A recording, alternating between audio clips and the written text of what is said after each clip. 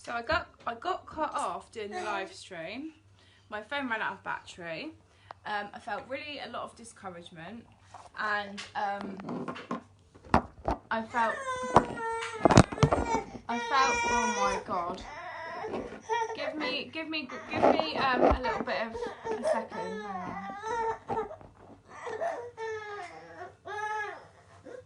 Oh. So my phone died, basically. My live stream ended abruptly when I was in the middle of talking about something important. And then when my phone restarted, I started redoing the live on my actual main Facebook page. And I keep my live streams just within God's house, because that's what God's called me to do for the time being. When he does eventually call me to do it on my normal Facebook page, I will be obedient and do it, even though it's going to take a lot of guts for me to do that. But for now, I'm just doing it in the group. So I've just got a lot of discouragement, guys. Like, the enemy saying to me that I'm ill-equipped for this, and I'm not doing a very good job, and I'm failing miserably, and I'm a mess, and I don't know what I'm talking about, and people think I'm ridiculous. But I'm going to carry on because I've not finished my live stream. Trying to me. Hi, Clive. First of all, my phone died. Then my internet's playing up, so I'm just going to push through. And I need to remember what I was talking about. Worship. God is not egotistical. Is that a word? Egotistical. When he says about worship that we must worship him, it's because we are what we worship. And you see that in the world. You know, you become, the fruit of your life is what you're worshipping. So people that are obsessed with beauty and what they look like, you will be able to tell by the way that they look. I had a friend who incidentally ended up going on to TV, and she became pretty into herself. She kind of is obsessed with what she looks like, and her image. You know, she's had a lot of plastic surgery, lots of fillers, lots of like permanent makeup done, and she's posts selfie after selfie after selfie, and is kind of just really obsessed with herself. That's because she worships self, and she worships beauty, and you can tell.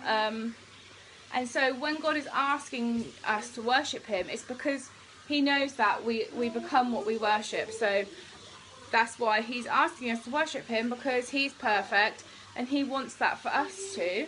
So as we worship him, we become more and more like him. And I think, what does worship mean then? It means spending time with him in his presence, you know, being discerning to his voice and what he's asking us to do day by day.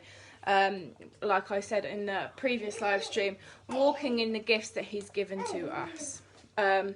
You know, glorifying him through the gifts that he's given to us, not hiding them under, what's the word?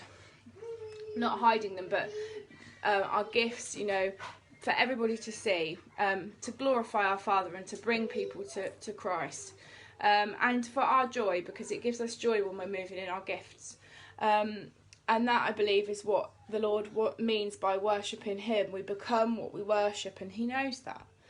And I just wanted to say, just before I go, because the last thing I've written down is not to focus on what the enemy is doing too much. I know it's hard, because especially in this day and age, he's up to no good, and there's a lot of evil in the world coming to light, because there's a lot of stuff going on, isn't there, in Hollywood, and child trafficking rings and stuff like this. You know, it's all being exposed, and it's hard not to get into it. Like, I spent like nearly an hour reading about all of this yesterday, and it just stole all my joy. You know, it made me feel really heavy with it. And I believe that the Lord leads us to look at certain things that are going on that are bad, so that we can pray into them, and, you know, And sometimes actually, if we're able to actively get involved to stop things from happening or to support people, but actually it's not good to focus on what the enemy is doing too much, because God says in his word, whatsoever things are lovely, whatsoever things are pure, focus on these. And it's for a reason, you know. It's better to focus on what God is doing in the world. Focus on the things that are good. Unless you're led by the Spirit to pray into things, then that's completely different. But we should be inclining our ears and our eyes and our thoughts on the good and pure things in this world, on the things that God is doing, and not giving too much thought for the enemy.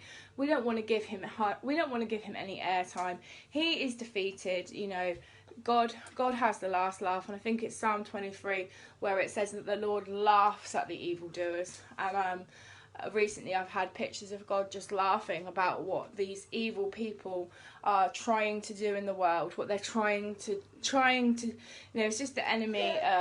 He's a toothless lion.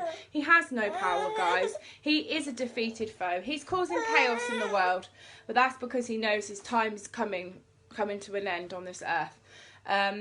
He's just trying to bring as many people down with him as possible.